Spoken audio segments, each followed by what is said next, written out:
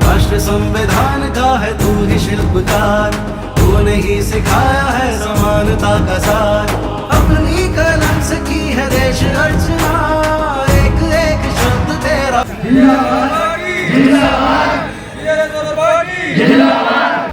इतिहास को भूलने वाले इतिहास नहीं बना सकते, ये कहना भारत के संविधान निर्माता डॉक्टर भीमराव अंबेडकर का था, जो आज तक भी आत्मसात किया जा रहा है। और इसकी एक कड़ी BS4 यानी बहुजन शोषित समाज संघर्ष समता पार्टी भी है, जो लगातार लोगों को उनके मूल्यों, उनके कानूनों और उनके हक के लिए जागरूकता फैलाने में लगी रहती है।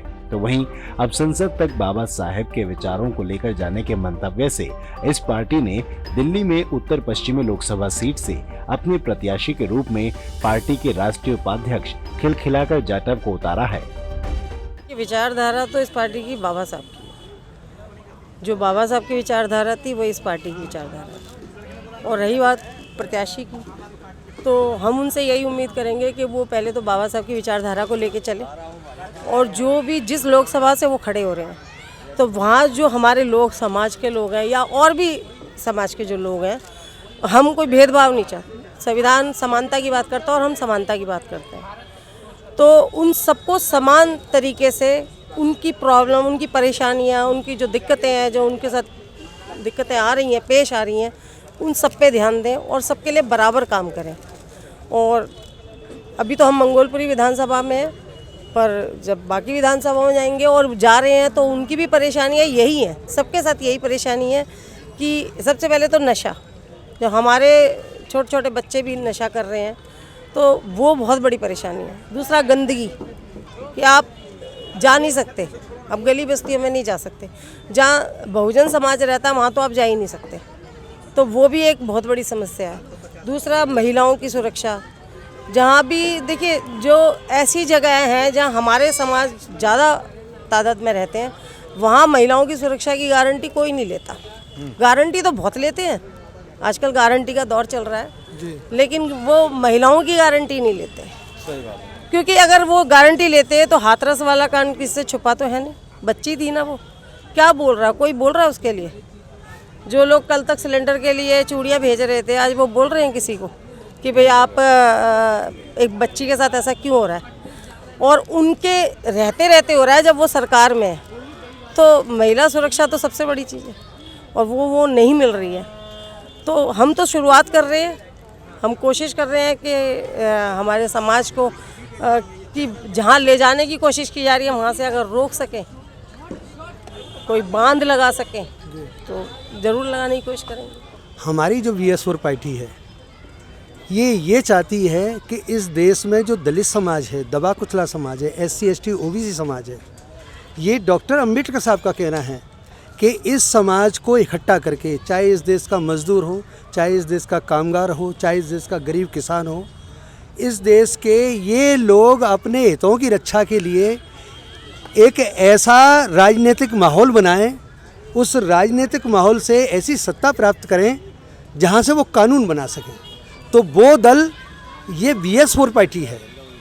ये दल इन जो देश का दबा कुचला समाज है इसे इकट्ठा करके, इसके पास वोट है लेकिन वोट इसके पास है, राज इसके पास नहीं है। तो ये पार्टी ये चाहती है कि जिसका वोट है, जिसकी संख्या ज़्यादा है, जिसका वोटर ज़्यादा है, तो सरकार उसकी क्यों नहीं होनी चाहिए।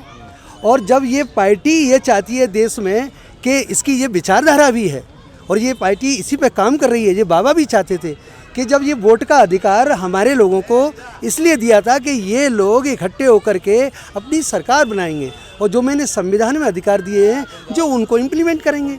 लेकिन जो अपोनेंट है वो बहुत होशियार है, वो इनको बांटने में आज तक कामयाब है, वो इन्हें बांट रहा है, आज भी बांट रहा है। मैं आपके एक चीज़ संज्ञान में लाना चाहूँगा कि इस समय देश में बाबा साहब की वैचारिकी पे कोई काम नहीं कर रहा है। बाबा साहब की वैचारिकी थी दबे कुचले समाज का सरकार बने, जिसमें मान्यवर कांसीराम साहब ने काम किया कि सारे लोगों को इकट्ठा, SC ST को इकट्ठा किया, OBC को इकट्ठा किया और सरकार में लेकर के आए। लेकिन इनके अपोनेंट हैं, उन्हें ये अच्छा नहीं लगता कि ये लोग सरकार में आए और ये चाहते हैं कि ये जब तक सरकार में आने के लिए अपनी बात कहें तो इनके क्यों ना वोट के राइट को ही ख़त्म कर दिया जाए। तो ये पार्टी ये चाहती है कि इस देश का संविधान सलामत रहे, और जो संविधान को बदलने की बात कर रहे हैं वो बहुत खतरनाक लोग हैं। संविधान बदल जाएगा तो हमारी स्थिति बहुत ख़राब हो जाएगी।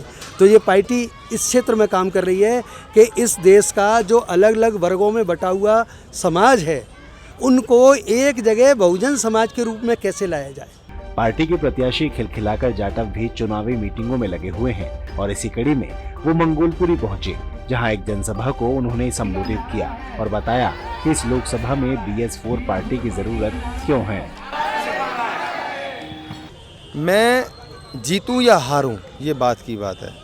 सबसे बड़ी बात यह है कि मुझे समर्थन मिल रहा है, लोग मेरा समर्थन दे रहे हैं, यानी कि लोग चाहते हैं कि कोई ऐसा व्यक्ति आए, कोई ऐसा आदमी आए, कोई ऐसा युवा आए जो हमारे अधिकारों के लिए लड़े, जो हमारे मान सम्मान के लिए लड़े, जो युवाओं के जो अधिकार छीने जा रहे हैं उनके लिए लड़े।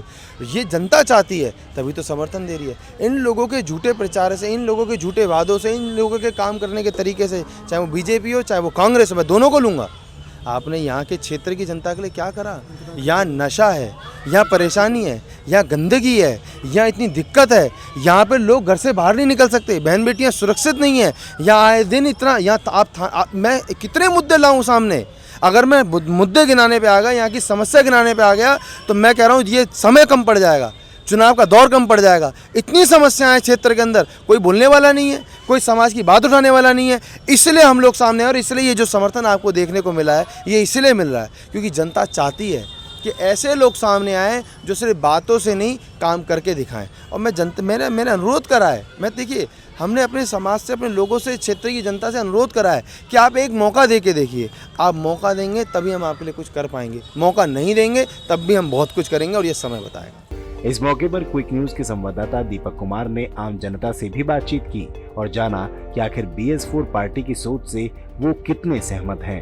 हर तरीके का समर्थन करूंगा मैं, मेरे घर के जो मेरी बिरादरी है मैं उन सबका, ये मेरा आश्वासन है। इनको भारी वोटों से जिताया जाए। तो इन्हीं को जिताएंगे, इन्हीं को देंगे।